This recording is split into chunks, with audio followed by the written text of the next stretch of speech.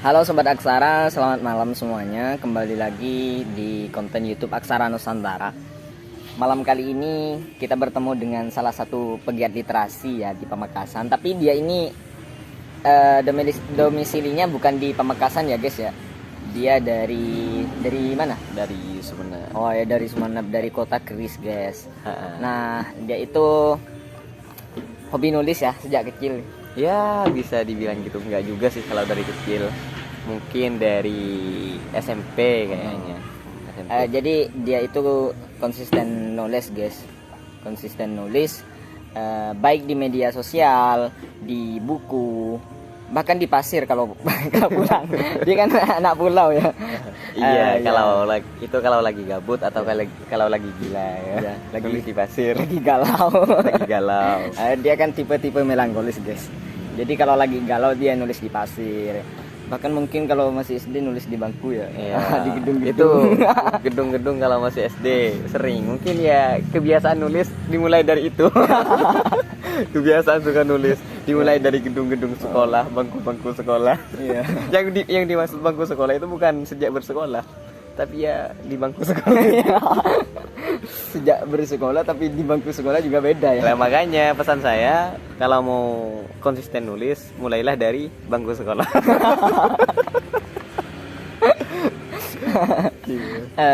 Ya kita kali ini saya panggil Master L ya, Master. Iya, L. Ya, karena nama penanya itu dulu Mr. L ya. Bisa dicek di tulisannya, biasanya kalau nulis dia itu pakai nama pena Mr. L guys.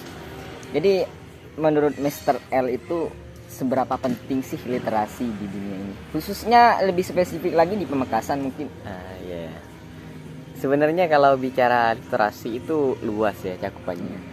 Tapi kita lebih ke tulis menulisnya aja. Ya. Baca dan tulisnya saja. Iya. Kemarin pas upgrading itu Bunda Afifah Fra ya sempat bilang bahwa literasi itu merupakan sarana bagi manusia sebagai khalifah Allah di muka bumi ya. Dan bentuknya itu bukan hanya tulis menulis, juga ada di bidang-bidang lainnya. Jadi berarti fokusnya kita pada tulis menulis ya, baca Mister. dan tulis ya. Iya. Ini sebenarnya penting dan tidaknya literasi itu khususnya membaca dan menulis itu sudah tertera dalam Al-Quran. 4 huruf yang bisa mengubah dunia. Keren. Iqra. Ya, jadi 4 huruf ya guys, kata Mr. L. 4 huruf bisa ngubah dunia, Iqra.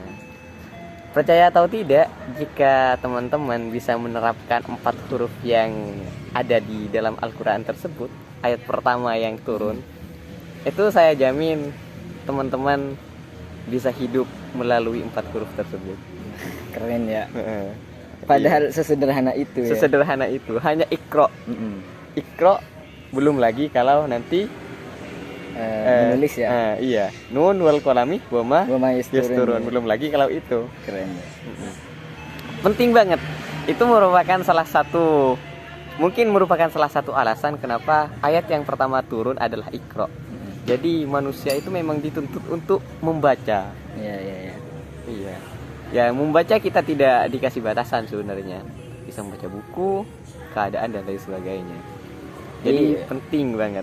Dan teman-teman kalau bisa menerapkan 4 huruf itu, saya jamin bisa hidup dengan 4 huruf tersebut. Iya, benar sekali ya. Kadang membaca itu tidak hanya fokusnya pada buku ya. Kadang kita baca buku tapi kita tidak fokus ya kan. Nah, jadi percuma lah baca buku tapi kita nggak fokus, pikiran kemana-mana. Kadang kita baca situasi, baca keadaan dan lain sebagainya. Nah, sempat disinggung tentang baca ya. Gimana kalau misalnya menurut Mister, gimana caranya agar kita menumbuhkan minat baca di khususnya pada anak-anak? Kan kalau udah dewasa kayak kita kan, kalau memang nggak terlatih dari kecil, bacanya itu kan sulit. Yang mau konsisten baca itu sulit ya kan. Nah baru kalau dari kecil itu kan biasanya sampai besar udah terlatih membaca, jadi semakin hobi dia. Nah untuk menumbuhkan minat seperti itu di anak-anak, di dunia anak-anak gimana? Iya ya. Kalau ini konteksnya pada anak-anak, maka yang bertanggung jawab penuh atas anak tersebut adalah orang tua. Orang tua ya. Orang tua dan guru. Iya. Orang tua dan guru. Karena ini misalnya kita kasih batasan, misalnya belum sekolah, maka tanggung jawabnya penuh pada orang tua. Tapi kalau nanti sudah masuk pada SD kemudian atau PAUD, RA dan lain sebagainya, itu nanti ada tugas guru dan orang tua untuk menumbuhkan minat baca seorang anak. Caranya bagaimana? Ya caranya mungkin ini karena apa ya, anak itu merupakan, kalau kata salah satu filsuf barat mengatakan bahwa dalam teori tabula rasanya bahwa anak kecil itu seperti kain putih. Iya. Ini selaras dengan hadis Nabi Muhammad. Iya, bahwasanya ini teori tabula rasa bahwa anak-anak itu seperti kertas putih yang mana bisa untuk mengisi kertas putih itu melalui pengalaman-pengalaman yang dia alami. Iya. Jadi karena pengalaman pertama yang yang dimiliki oleh anak-anak pasti berasal dari orang tua, maka bimbingan orang tua untuk menumbuhkan minat baca anak-anak itu sangat penting. Jadi harus dipupuk dari orang tua. Misalnya setiap hari disuruh baca buku atau dibacakan buku, dibacakan cerita-cerita dan lain sebagainya seperti itu. Iya, tadi sempat berbicara tentang teori kertas putih ya, guys ya. Kata John Locke kalau nggak salah. Itu saya teringat pada suatu hadis, tapi bukan lafaz hadisnya ya, tapi substansi hadisnya ya. Katanya itu kalau setiap bayi yang lahir itu fitrah. Dan yang membuat dia beragama Yahudi dan Nasrani itu kan bapaknya. Iya, maksudnya saya selaras dengan itu. Nah, kan tadi kan anak-anak ya. Kalau udah remaja-remaja kayak kita ini mau menumbuhkan minat baca pada diri sendiri ya. Anggap saja nih ada seorang remaja kayak kita yang mana gak mendapat didikan untuk membaca dari kecil, semisal orang tuanya buta huruf. Buta huruf. Atau orang tuanya gak minat baca, atau orang tuanya sibuk atau apalah. Nah, gimana kayak kita ini agar bisa hobi baca? Kadang kan malas banget, Mister. Baca. Saya sendiri kadang satu hari gak nyampe satu halaman kalau lagi malas ya. Nah, itu gimana? Jadi begini ya, kalau sudah kayak kita nggak hobi baca tapi pengen nulis, pengen hobi baca. Ya. Ini perlu yang namanya konsistensi dan keinginan. Konsistensi dan keinginan. Yang pertama memang keinginan dulu. Ingin punya hobi membaca, kemudian konsistensi. Kemarin sempat ada teori ya, ada salah satu tips dari dari pendiri English Cafe, namanya Kak Hamli. Kak Hamli ya. Itu Kak Hamli menyarankan kepada saya dan teman-teman untuk melakukan money project. Money project itu seperti apa ya? Jadi money project itu semacam membongkar kebiasaan lama dan membangun kebiasaan baru. Misal ya, kita setiap harinya hobi scroll TikTok misal, atau melakukan hal-hal yang tidak berguna misalnya, hanya larut dalam kenyamanan dan lain sebagainya. Lah, cara untuk menumbuhkan kebiasaan baru yang positif, maka kita harus menggunakan money project tersebut. Jadi money project ini berjalan selama 1 bulan. Setiap hari kalau kita ingin mempunyai hobi baca, itu setiap hari kita harus konsisten membaca meskipun hanya sedikit. Karena otak manusia itu menolak pada hal-hal yang dikira berat. Makanya untuk memulai hal tersebut bisa 1 lembar, misal 1 lembar buku. Itu kan kalau kita pikir cuma 1 lembar. Nah, kalau misalnya pas harus 1 buku harus tamat, nah itu kan berat kan, otak tidak menerima. Jadi kita harus mulai dari hal-hal yang ringan terlebih dahulu. Setiap hari misalnya satu lembar buku sampai 1 minggu. 1 minggu pertama kalau kita berhasil melakukan hal tersebut konsisten, maka itu sudah masuk pada tahap pembongkaran kebiasaan lama. Kemudian minggu kedua, kalau kita tetap konsisten membaca 1 hari 1 lembar misalnya, itu maka akan proses penumbuhan kebiasaan baru. Nah, baru pada minggu ketiga sampai 1 bulan, kalau misalnya tetap konsisten baca satu hari 1 lembar buku, maka itu sudah akan yang asalnya menumbuhkan kebiasaan itu akan menjadi kebiasaan. Dan kebiasaan itu nanti akan membudaya. Sehingga jika hal tersebut bisa dilakukan konsisten selama 1 bulan, jika 1 hari saja teman-teman tidak membaca, itu rasanya ada yang kurang gitu. Terus setelah itu misalnya 1 bulan selesai, maka kita bisa menambah dengan kebiasaan-kebiasaan baru. Misalnya 1 bulan kita mini projectnya membaca, kemudian 1 bulan setelahnya bisa dengan menulis. Konsisten menulis setiap ya intinya jangan langsung diambil semua, tapi perlahan. Perlahan ya. Karena angka 1000 dimulai dari 0. Iya. Jadi untuk mendaki puncak yang tinggi, maka kita memang harus mulai dari bawah. Gitu. Emang pernah daki? Pernah dong, Bromo kemarin. Diajak ini. Iya. Saya jadi teringat pengalaman kita dulu pas waktu berkecimpung di organisasi literasi ya. Sekedar bercerita teman-teman, saya sama Mr. L ini sempat aktif di salah satu organisasi literasi di Pamekasan. Dan itu bukan di cabangnya ya, tapi di rantingnya ya dulu. Kita sempat buat mini project dulu ya. Misalnya dalam siapa yang paling cepat nyelesain buku ini, yang kalah akan neraktir ya. Neraktir mie apa dulu ya? Mie Aceh. Iya. Kalau ingat cerita itu keren banget. Dan jangan lupa pula dalam proses mini project itu perlu yang namanya reward dan punishment. Itu penting. Itu penting banget, reward dan punishment, karena seseorang itu akan malas melakukan sesuatu jika tidak ada timbal balik. Jika tidak ada timbal balik kepada kita, makanya butuh reward. Misalnya yang kita lakukan dulu, kalau misalnya kita berhasil nyelesain buku itu, maka akan ada traktiran gitu kan. Sebaliknya kalau misalnya salah satu di antara kita gagal, maka punishmentnya adalah traktir, gitu kan. Jadi itu penting ya, reward dan punishment, sehingga ketika kita ingin meninggalkan hal tersebut, nggak boleh, ini ada punishmentnya. Itu penting. Jadi kayak gitulah teman-teman, dulu sempat ada 4 orang ya yang buat mini project kayak gitu. Itu projectnya itu dalam 1 bulan harus nyelesain 1 buku ya, kalau nggak salah. Nah, yang nggak baca waktu itu, yang nggak baca itu harus nraktir makan mie Aceh waktu itu. Tapi sayangnya baca semua guys, jadi nggak ada. Akhirnya beli sendiri. Akhirnya mie-nya beli sendiri dan nggak ada traktiran.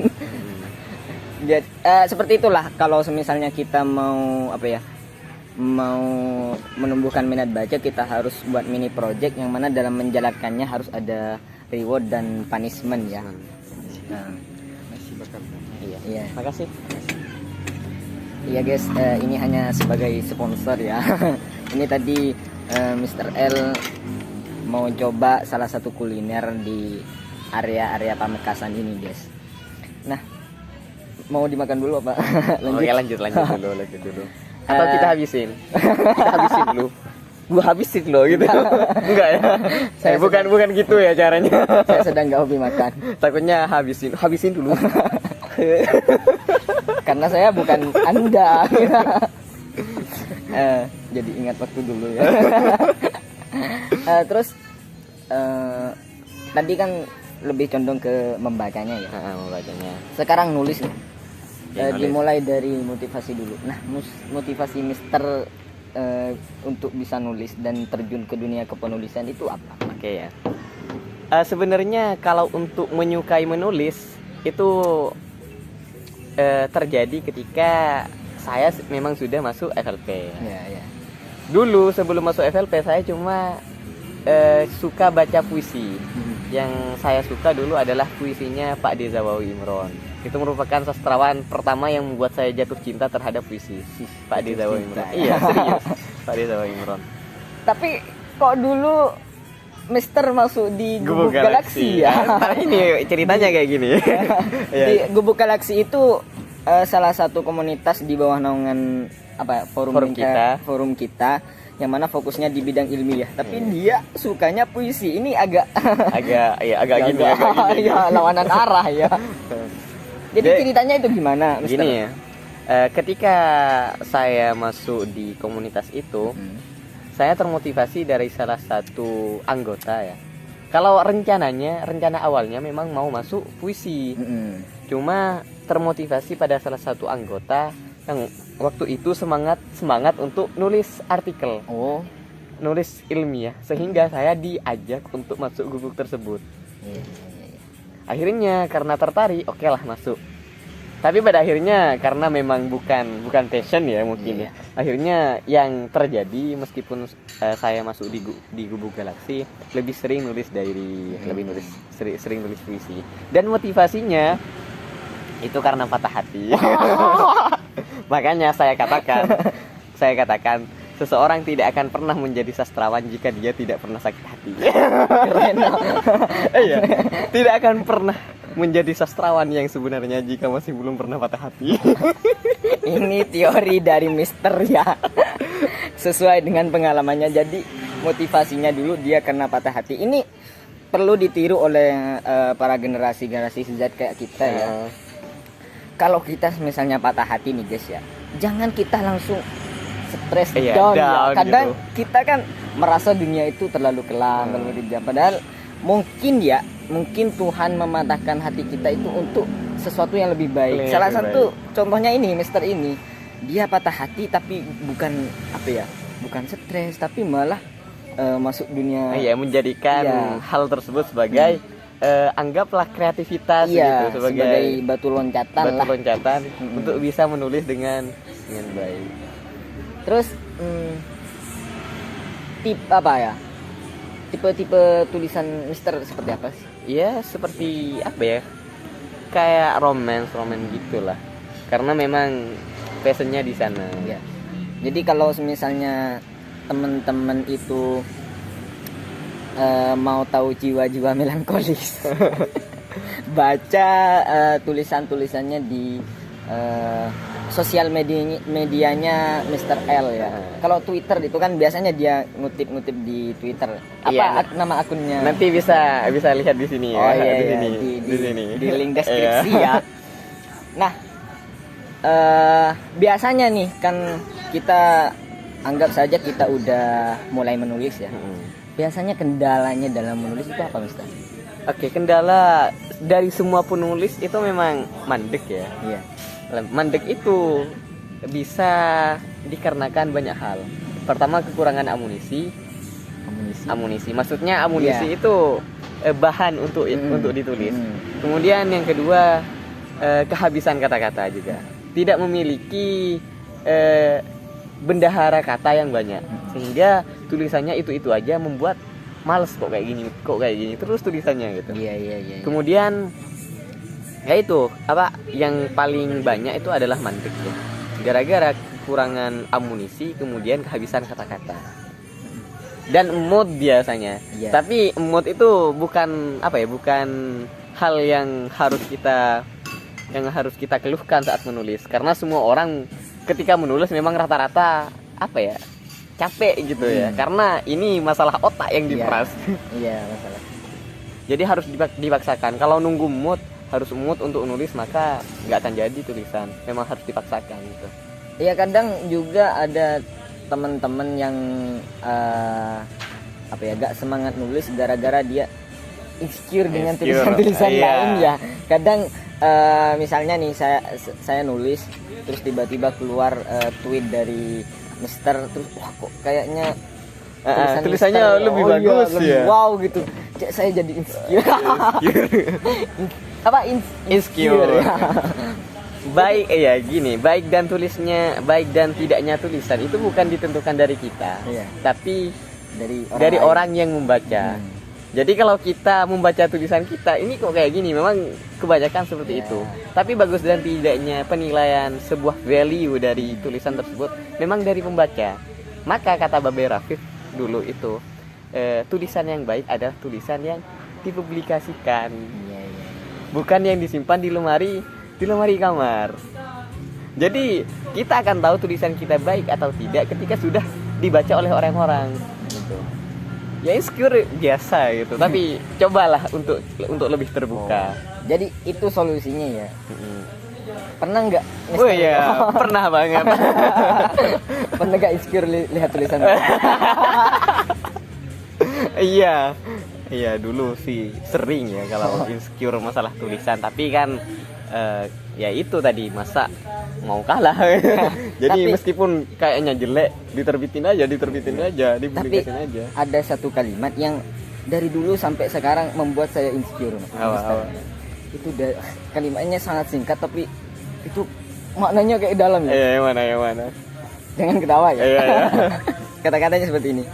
Jangan suka mengundang hujan. Bukan. Jangan suka mengundang mendung. Kita tidak suka gerimis. Iya. Jadi dulu ceritanya teman-teman, ada ini sahabat kita nih, kebetulan dia juga ketua, sekedar sharing ya, ketua forum, komunitas kita. Dia ada konflik nih dengan pihak komunitas lain ya. Dia sedikit ada konflik. Terus dia nyindirnya nggak secara langsung ya teman-teman, tapi pakai puisi. Pakai puisi lah. Tapi kata-katanya halus banget ya. Keren, kayak romance gitu ya. Iya, romance, tapi padahal itu bukan nyindir.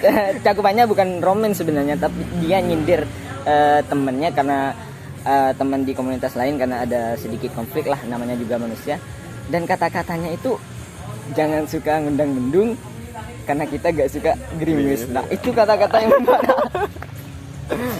mungkin bagi yang paham kayak Mas Eri Cungkring. Iya. Dan siapa juga? Ya Rasul. Iya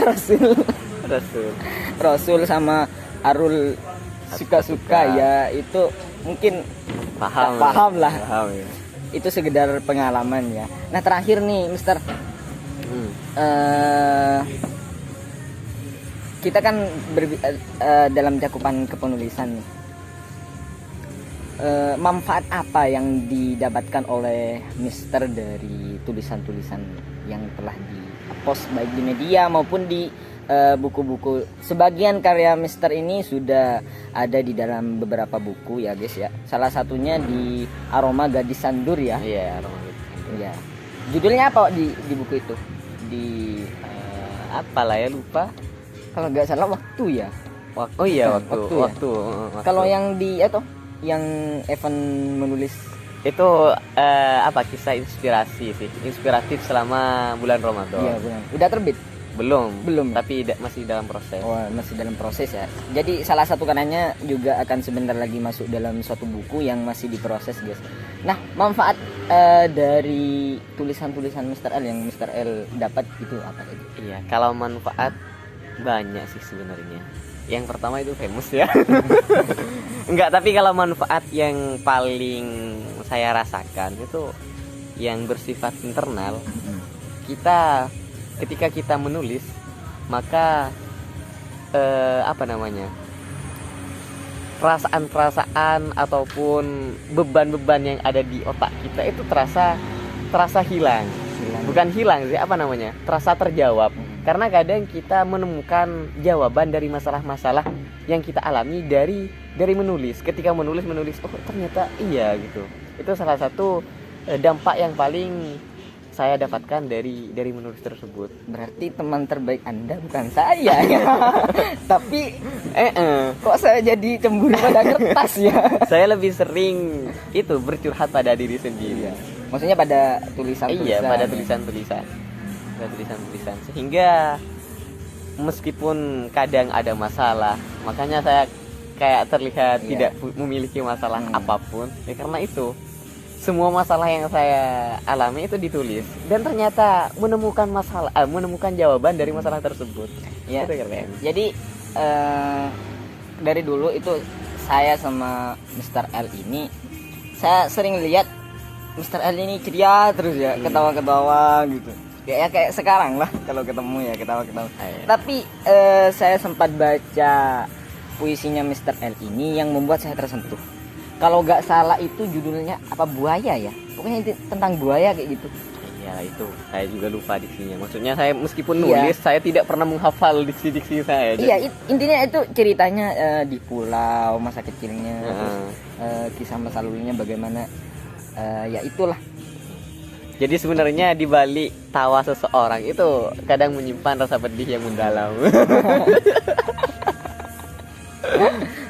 Gimana kata-katanya? Di balik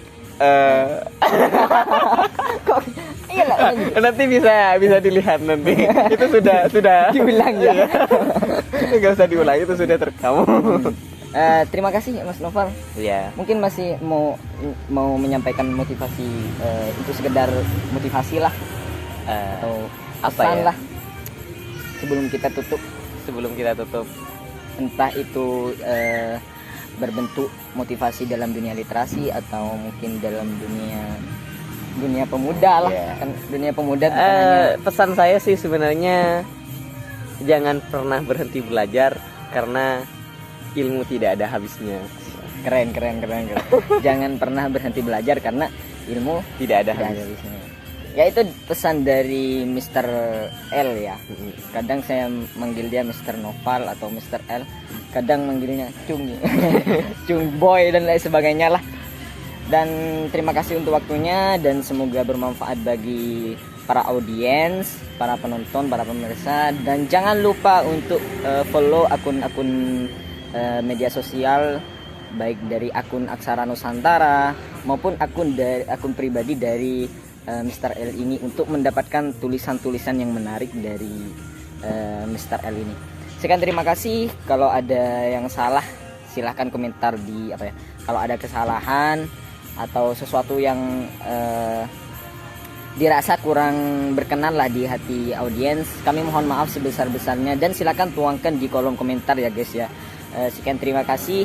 Assalamualaikum warahmatullahi wabarakatuh.